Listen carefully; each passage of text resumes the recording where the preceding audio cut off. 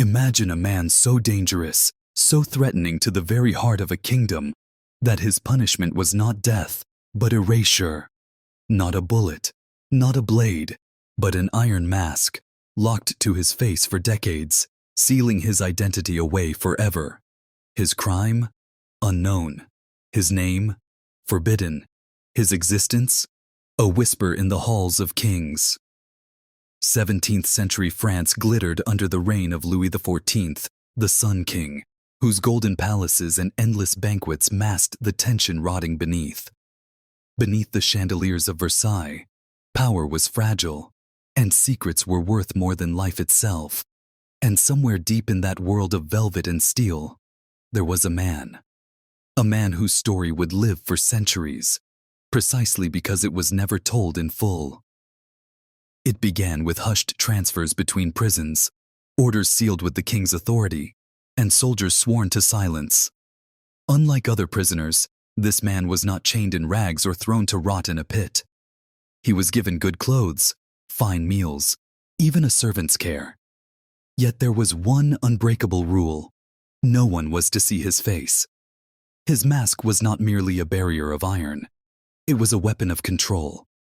Every guard, every warden, every minister knew the consequence of disobedience. To speak his name, to glimpse his face, was to invite death itself. What could be so catastrophic about a face? A nobleman fallen from grace? A twin brother hidden to secure the throne? Or a servant who stumbled upon truths too deadly to survive?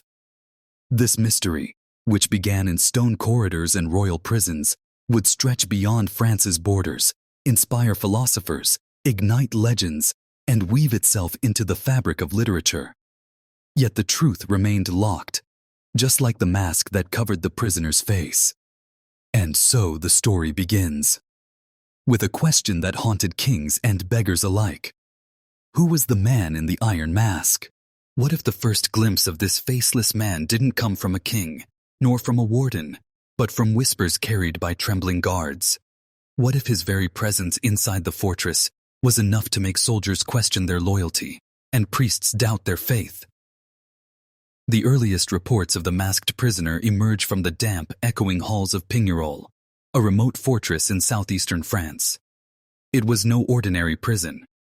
Pignerol held men who carried secrets, not criminals in the ordinary sense, but political pawns too valuable or too dangerous to kill outright. And it was here, in the mid-1660s, that rumors of a man unlike any other began to spread. This prisoner was housed under the watch of Benigno d'Auvergne de Saint-Mars, a warden whose reputation was built on absolute discipline and unflinching obedience to the crown. Saint-Mars was no stranger to high-profile captives, but even he treated this man differently. Accounts suggest the prisoner was always masked, never seen barefaced, and kept in a cell isolated from all others. Yet he was not starved or brutalized. On the contrary, he received fine food, clean clothing, and even books. Such treatment was not kindness. It was insurance. A reminder that this man's body must be preserved, while his identity was erased. The guards, bound by silence, lived in quiet terror. Saint-Mars warned them that to speak a single word of the prisoner would cost them their lives. This silence was more than obedience to the crown. It was fear of something larger, a shadow reaching beyond the prison walls. In taverns near Pignerol, soldiers who had once served there spoke cautiously, as if afraid the masked man might somehow hear them. They told of how the prisoner's mask glimmered faintly when torchlight passed, how he walked with dignity even in shackles, and how his voice carried a calm, commanding weight. Who was he? A fallen general? A royal rival? The lack of certainty made the rumors grow more dangerous than any confession could have been. And as Saint-Mars was later promoted to govern other prisons, including the Bastille, he carried this mysterious prisoner with him like a shadow chained to his post. Wherever Saint-Mars went, the man in the mask followed. The presence of this nameless figure, forever hidden, left an impression deeper than blood. It was not just the mystery of a prisoner, but the sense that his existence threatened the very stability of the French throne. If the faceless man was merely a criminal, why did the crown guard him like a treasure?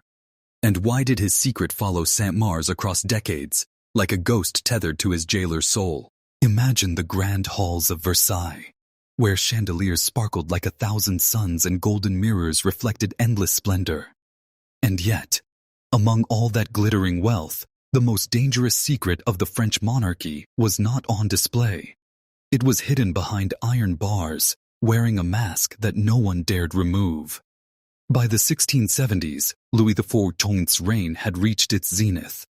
The Sun King had turned France into a theater of magnificence, with Versailles as its stage. Every corridor, every fountain, every garden in the sprawling palace declared the king's divine right to rule. But beneath this glittering surface, there lurked constant paranoia.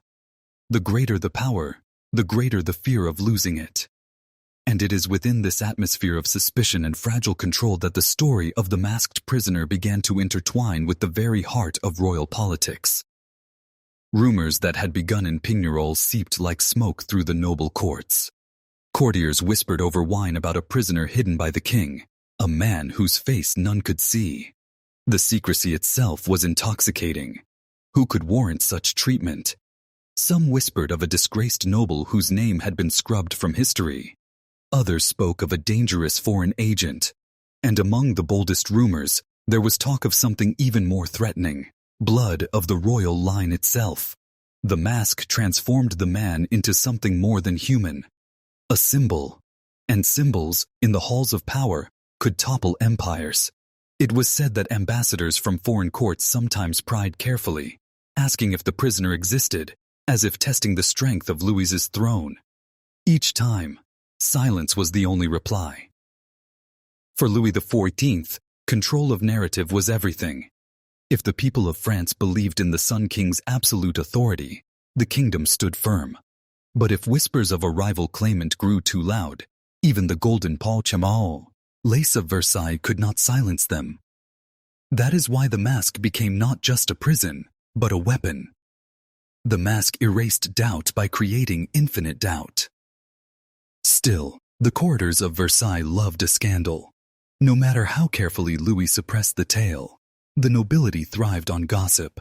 And in those years, the story of a faceless man, treated well but locked away forever, became a tale as captivating as the king's grandest spectacle. And so, while the Sun King's court danced and feasted, another drama unfolded in silence. A masked shadow, kept alive not to be forgotten, but to remain a threat that could never speak. Picture the looming towers of the Bastille, its stone walls cold and unyielding, standing as both symbol and threat to the people of Paris. For most prisoners, the Bastille was a dungeon of despair. But for one faceless captive, it became the stage where his legend began to take form. By the late 17th century, the mysterious prisoner had already followed Saint-Mars across various prisons, but it was his eventual transfer to the Bastille that carved his name, or rather, his lack of a name, into history. The Bastille was not merely a prison, it was the embodiment of royal authority. To be hidden here meant you were not only a prisoner of the king, but a prisoner of the idea of monarchy itself. The man in the iron mask arrived under extraordinary secrecy. Guards were doubled, records were buried under layers of cryptic orders. Witnesses who caught even the faintest glimpse were either sworn into silence or vanished into obscurity. And yet, paradoxically, the very act of hiding him only drew more attention. Parisians, already fascinated by the Bastille's notorious inmates, began to hear faint murmurs of a man whose identity was so forbidden that even jailers feared to speak his name. Inside, his treatment remained curious. Unlike countless others who languished in filth, this prisoner was afforded certain comforts: decent bedding, good meals, respectful handling. But the mask, always the mask, was the one unshakable condition. Some claimed it was velvet-lined, meant for long wear. Others insisted it was locked iron, impossible to remove without tools. Whatever the truth, the mask became his second skin. The Bastille's guards, hardened men used to despair, were unsettled by him. Some recounted how he moved with an air of dignity, as though royalty itself was hidden beneath that cold facade. Others swore they heard him mutter lines in a tone too refined to belong to a mere soldier or servant. Every rumor fueled the idea that he was more than a nameless captive. He was someone who could shake the foundations of the monarchy if unveiled. In Parisian taverns, the whispers grew bolder. Was he the exiled lover of a queen? A general who knew too much? Or worse, the king's very own blood, locked away to keep the throne uncontested? And so, the Bastille, with all its weight of history and terror, became more than a cage. It became a crucible, where silence was alchemy, and the prisoner's anonymity was transformed into legend. The Bastille did not erase the faceless man. It gave him a stage, one where his silence screamed louder than any prisoner's cries. Every secret has an ending, but some endings only deepen the mystery. When the man in the iron mask finally died in 1703, his death should have closed the chapter. Instead, it opened a door into centuries of speculation. On November 19, 1703, the Bastille recorded the passing of one of its most unusual prisoners. The entry was dry, routine, as though nothing remarkable had happened.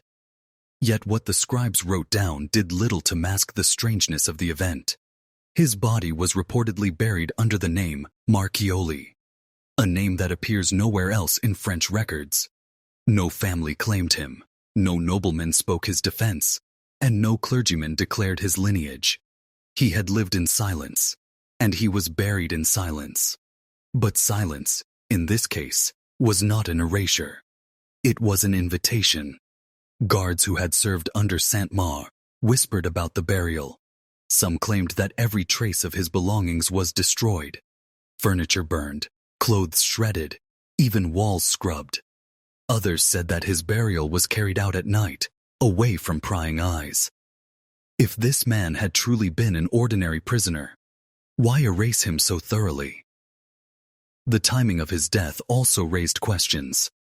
France, under Louis XIV, was still engaged in wars, its treasury drained and its enemies watching closely. A royal scandal at that moment could have weakened the Sun King's grip on power. The secrecy surrounding the man's death suggested that whoever he was, his very existence remained politically dangerous, even as a corpse. And yet, the legend only grew stronger. The fact that his burial was recorded at all ensured that the masked prisoner could not simply fade into oblivion. Instead, he became a ghost who refused to leave history. Intellectuals, poets, and gossipers alike clung to his story, each generation layering new theories onto the silence. Some argued he had been an Italian diplomat, a PA, when caught in the games of kings. Others were convinced he was the disgraced brother of a powerful minister. But the most tantalizing, the most enduring suggestion was this: he was of royal blood, perhaps even the brother, or twin, of Louis XIV. The man in the iron mask had lived and died hidden, but his death marked the beginning of his afterlife in legend. For when the Bastille buried him, they did not bury the question. They buried a man and gave birth to a myth. What if the mask wasn't meant to hide a stranger, but someone whose face was far too familiar, someone who could shatter the very foundation of the French throne with a single glance? Among the countless theories surrounding the man in the iron mask, one has always stood above the rest: the possibility that he was not just any prisoner, but blood of the royal line itself. Some writers and historians argued he may have been the elder or younger brother of Louis XIV, hidden away because his existence threatened the legitimacy of the Sun King's rule. This theory gained strength because of how the prisoner was treated. Unlike common criminals, he was not beaten, neglected, or left to rot. He was kept alive in relative comfort, his dignity preserved even within prison walls. Why? Because killing a royal relative outright would invite dangerous whispers of regicide. But keeping him masked, nameless, and silent turned him into a ghost the monarchy could control. Now pause for a moment. Imagine this scene. You live in France, a kingdom where loyalty to the king is absolute, where the Sun King's very image is carved into gold and painted into the heavens. And yet, hidden in a cell is a man who may share that same face. A twin, a rival, or perhaps the true heir. If such a truth slipped into the streets of Paris, the monarchy itself could fracture. Mid-video engagement. Hook. Before we continue, I want to hear from you. If you discovered tomorrow that your country's most powerful leader had a secret twin hidden from the world, would you believe the official story, or would you demand the truth? Let me know in the comments, because this question has haunted historians for centuries. The idea of a twin brother was immortalized by writers such as Voltaire and later Alexandre Dumas, whose novel The Vicomte of Bragelonne made the theory famous. In Dumas's version, the masked man was Louis's twin, locked away so that only one Sun King could shine. Though fictionalized, the tale captured imaginations precisely because it echoed the whispers of Versailles, the unease of guards, and the secrecy of Saint-Mars. And here lies the real power of the legend. A faceless prisoner was not just a man. He was a mirror, a mask that could be filled with whatever fears, suspicions, or desires haunted those who told his story. If the man in the mask was a royal twin, then his prison was not built of stone. It was built of fear, fear of a truth too dangerous to see the light of day. What if the man in the iron mask was not born of France at all, but carried secrets so explosive they could have toppled alliances, broken treaties, and rewritten the map of Europe?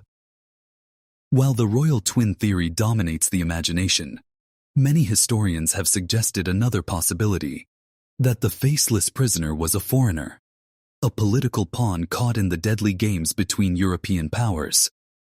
During the reign of Louis XIV, France's relationship with neighboring kingdoms was always shifting, defined by fragile treaties and brutal wars. A single diplomat, spy, or royal hostage could alter the balance. Some whispers claimed the prisoner was Count Ercole Antonio Mattioli, an Italian statesman who betrayed France during a territorial negotiation. According to this theory, Mattioli was seized, secretly imprisoned, and condemned to live his life in silence. His betrayal had humiliated the Sun King, and Louis could not risk letting his enemy's treachery become public. But still, was Mattioli significant enough to warrant such extraordinary secrecy and a mask? Other accounts suggested the prisoner may have been an English traitor, perhaps connected to the turbulent politics between France and England. If so, keeping his identity hidden would have prevented international scandal. But again, this theory struggles under one question. Would Louis XIV, a king obsessed with grandeur and power, really go to such lengths for anyone short of a royal? What makes the foreign intrigue theories compelling, however, is the timing. Europe was a chessboard of kings and queens, with France at its center. Every rumor, every betrayal, every whisper of espionage had consequences.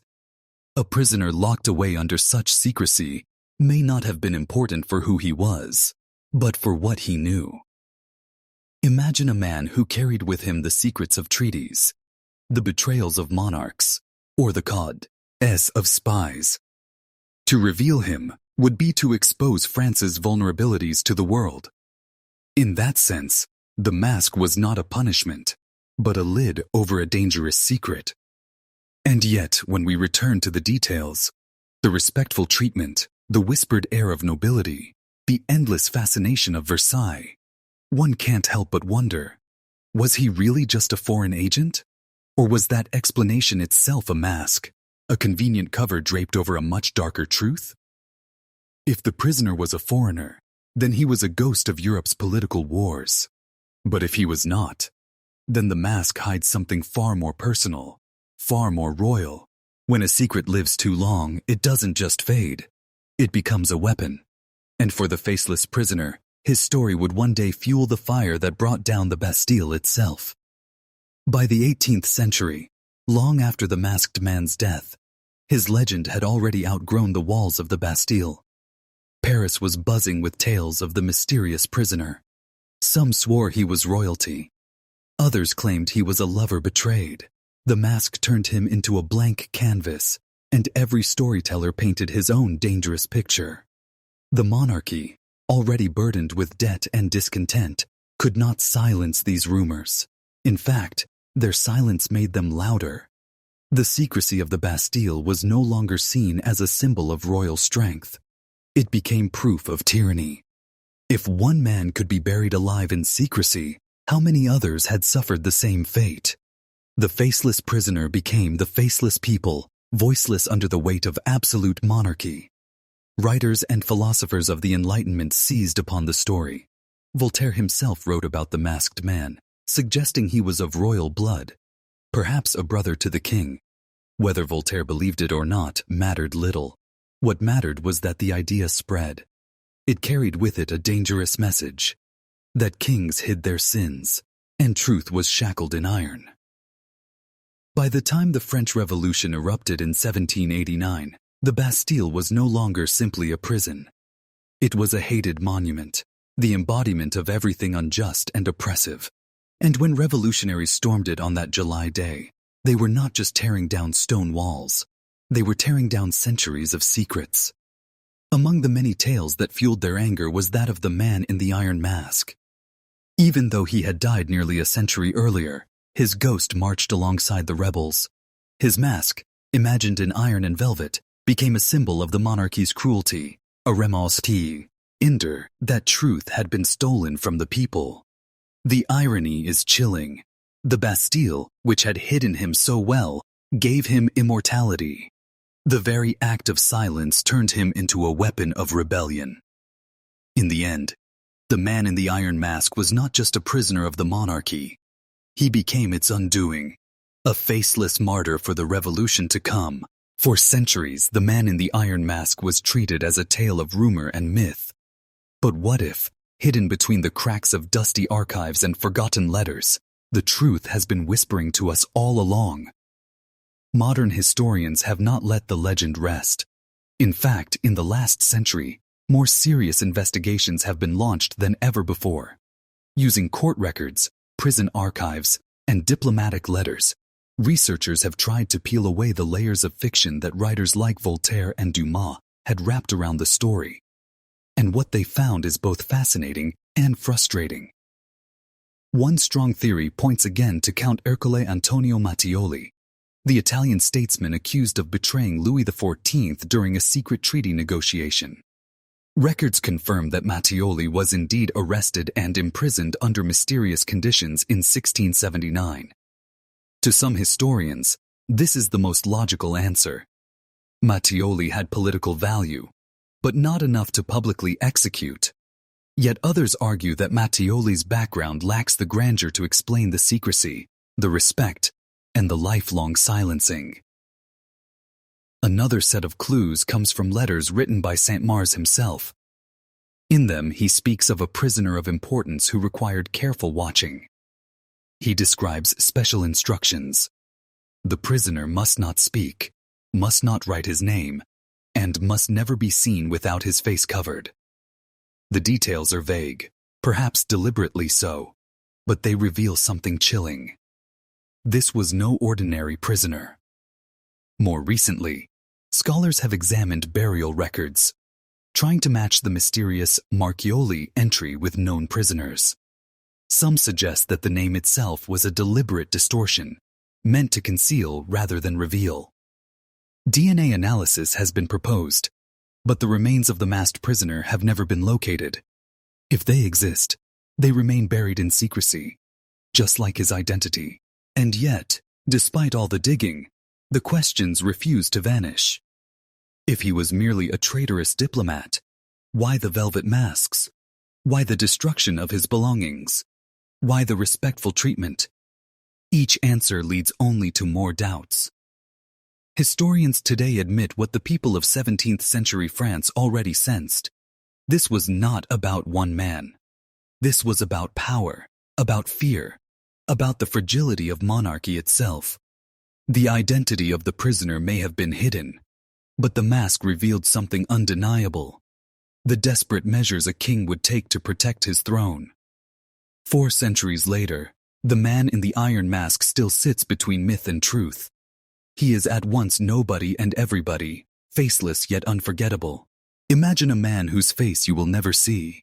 Imagine a name erased from history, a voice silenced forever, yet a presence so haunting that 4 centuries later, we are still searching for him. The mystery of the man in the iron mask remains unsolved, suspended between history and legend. We know he was real. Records prove that he lived, that he was transferred between prisons, that he died in the Bastille. But who he was and why he was masked has never been revealed. That silence has been louder than any confession.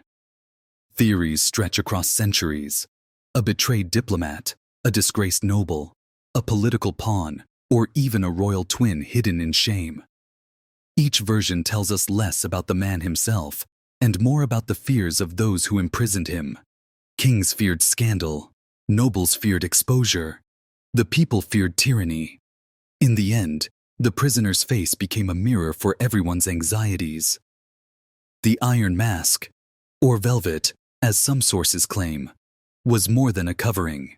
It was a symbol, a reminder that secrets can be powerful weapons, and that sometimes the truth is considered too dangerous for the world to know. That mask may have hidden one man, but it revealed the darkest instincts of power: silence, erasure, and control. Even today, his legend refuses to rest. Historians dig through archives, storytellers breathe new life into his tale, and filmmakers bring his faceless shadow to the screen. And yet, despite all the theories, we are no closer to certainty than the guards who once bowed before him centuries ago. The man in the iron mask was never just a prisoner. He was, and remains, the most haunting riddle of royalty. A reminder that power sometimes fears its own reflection,